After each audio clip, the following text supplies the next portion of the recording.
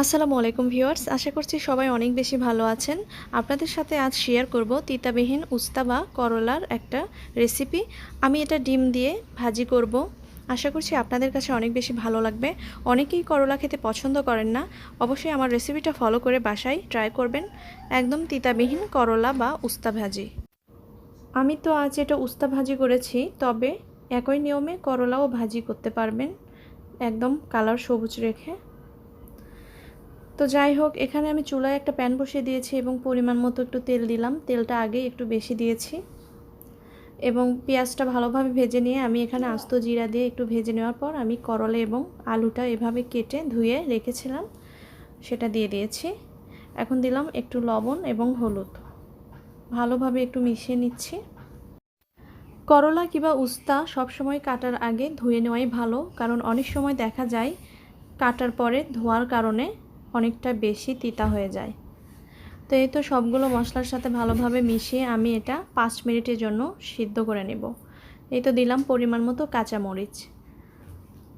প্রথম 1 মিনিটের মতো আমি একদম হাই হিটে রেখে দেব চুলার জালটা, তারপর একদম লো হিটে রেখে আমি 5 মিনিট মতো সিদ্ধ করে নেব।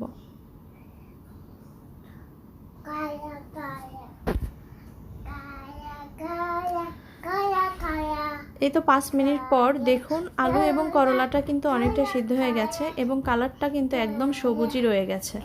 এখন আমি এটা একদম চুলার জালটা মিডিয়াম টু লো হিটে রেখে ভেজে নেব।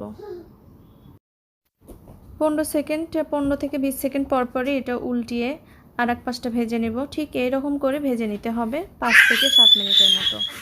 তাহলে একদম ঝরঝরে মানে তিতাবিহীন কালারটা সবুজই থাকবে।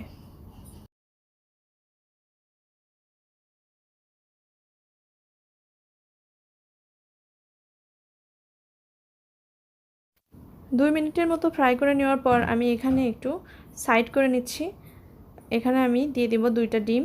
ডিমগুলো একটু ফ্রাই করে নিয়ে তারপর করলা এবং আলুর সাথে, করলা না, উস্তা এবং আলুর সাথে ভালোভাবে মিশিয়ে নেব। এই ডিমটা অপশনাল, অনেকেই চাইলে দিতেও পারেন, নাও পারেন, কোনো প্রবলেম নেই।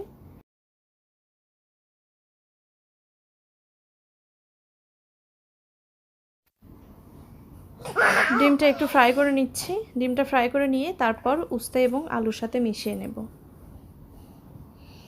এই উস্তা এবং আলু এটা মাছের ডিম দিয়েও ভাজি করলে অনেকটা টেস্ট লাগে।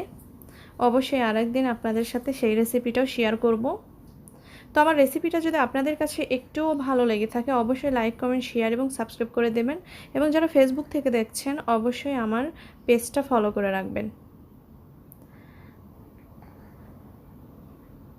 আর আমার রেসিপিটা ফলো করে অবশ্যই বাসায় ট্রাই করবেন, দেখবেন একদম তিতাবিহীন, এটা যে কেউ খেতে পারবে এবং খেতে অনেক টেস্ট। আশা করছি আপনাদের কাছে ভালো লাগবে। দেখুন কতটা ঝরঝরে। তো আজকের মতো এখানেই শেষ করছি। আল্লাহ হাফেজ।